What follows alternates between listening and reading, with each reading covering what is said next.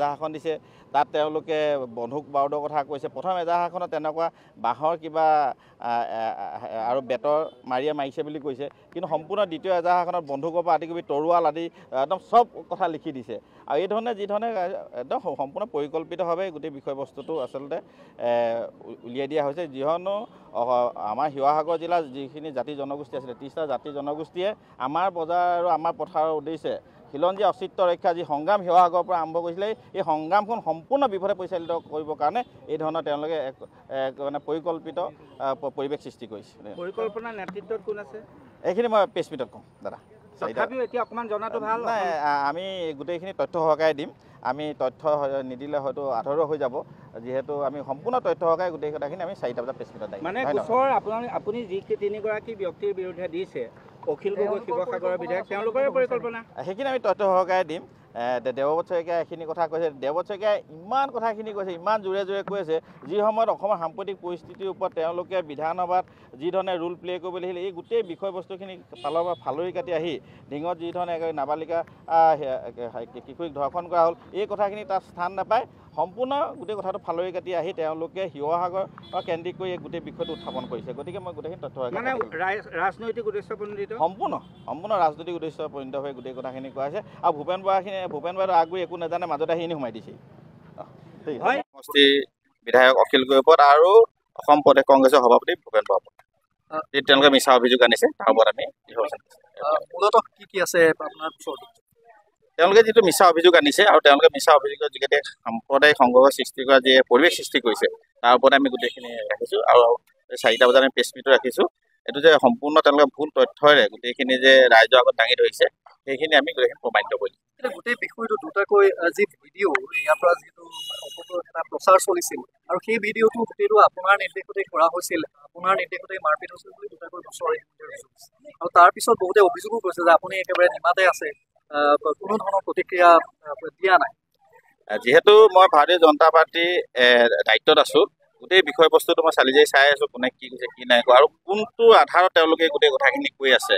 আৰু ইতিমধ্যে তেওঁ 2খন এজাহাৰ ৰুজু হৈছে। এখন এজাহাৰ কথাত কোনো উল্লেখ কৰা নাই। যিখন প্ৰথম এজাহাৰ আছিলে তাততো কাৰো নামেই উল্লেখ নাই, না পইচাৰ কথা আছে, না মোৰ নামৰ কথা আছে, কোনো একো উল্লেখেই নাই। দ্বিতীয় এজাহাৰখন সম্পূৰ্ণ মেনুপুলেট কৰি তেওঁলোকে ৰুজ কৰিছে। গতিকে সেই সন্দৰ্ভত সম্পূৰ্ণ তথ্য সহকাৰে মই প্ৰেছ মিটত দাঙি ধৰিম। মানে প্ৰথমখন যিখন FIR, সেই FIR-খন ক'তো ওলোৱা নাই? প্ৰথমখন FIR যিখন তেওঁলোকে তাত দিছিলে, সেই FIR-খনত মোৰ নামো নাই, তাত কোনে কি কয় পইচাৰ কথাও নাই। তাত সম্পূৰ্ণভাৱে লিখা আছে যে তেওঁলোকে 1.5 মাহে হৈছিলে ইয়াত অহা, আৰু তাৰপিছত সম্পূৰ্ণ মেনুপুলেট কৰি মেলি আৰু এখন এজাহাৰ দিছে। আৰু এজাহাৰ দিয়াখনত আমি ৰহস্যৰ গোন্ধ পাইছোঁ, আৰু এইখিনি সম্পূৰ্ণ তথ্য সহকাৰে আমি দাঙি ধৰিম। এতিয়া কাৰ বিৰুদ্ধে দিয়া হ'ল গোচৰ? আমি বিৰোধী দলপতি দেৱব্ৰত শইকীয়াৰ ওপৰত দিছোঁ, আমি শিৱসাগৰ সমষ্টিৰ বিধায়ক অখিল গগৈৰ ওপৰত, আৰু কি কয় ভূপেন বৰাৰ ওপৰত। এতিয়া প্ৰশ্নটো হৈছে যে 24 তাৰিখৰ মানে প্ৰথম এখন এজাহাৰ দিছিলে, প্ৰথম এজাহাৰখনত কোনো ধৰণৰ তেনেকুৱা মোৰ কথা বা পইচা দিয়াৰ কথা বা সাম্প্ৰদায়িক সংঘৰ্ষৰ একো কথাই উল্লেখেই নাই। আৰু তাৰ দ্বিতীয় দিনা আৰু এখন এজাহাৰ দিছে, আৰু সম্পূৰ্ণ এখন তেওঁলোকে মানে এক পৰিকল্পিতভাৱে তেওঁলোকে এজাহাৰখন দিছে। তাত তেওঁলোকে বন্ধুক বাৰুদৰ কথা কৈছে। প্ৰথম এজাহাৰখনত তেনেকুৱা বাঁহৰ কিবা আৰু বেতৰ মাৰিয়ে মাৰিছে বুলি কৈছে, কিন্তু সম্পূৰ্ণ দ্বিতীয় এজাহাৰখনত বন্ধুকৰ পৰা আদি কৰি তৰোৱাল আদি একদম চব কথা লিখি দিছে। আৰু এই ধৰণে যি ধৰণে একদম সম্পূৰ্ণ পৰিকল্পিতভাৱে গোটেই বিষয়বস্তুটো আচলতে উলিয়াই দিয়া হৈছে। যিহেতু আমাৰ শিৱসাগৰ জিলাৰ যিখিনি জাতি জনগোষ্ঠী আছিলে 30টা জাতি জনগোষ্ঠীয়ে আমাৰ বজাৰ আৰু আমাৰ পথাৰৰ উদ্দেশ্যে খিলঞ্জীয়া অস্তিত্ব ৰক্ষা যি সংগ্ৰাম শিৱসাগৰৰ পৰা আৰম্ভ কৰিছিলে, এই সংগ্ৰামখন সম্পূৰ্ণ বিফলে পৰিচালিত কৰিবৰ কাৰণে এই ধৰণৰ তেওঁলোকে মানে পৰিকল্পিত পৰিৱেশ সৃষ্টি কৰিছে। পৰিকল্পনাৰ নেতৃত্বত কোন আছে? এইখিনি মই প্ৰেছ মিটত ক'ম দাদা। তথাপিও এতিয়া অকণমান জনাটো ভাল।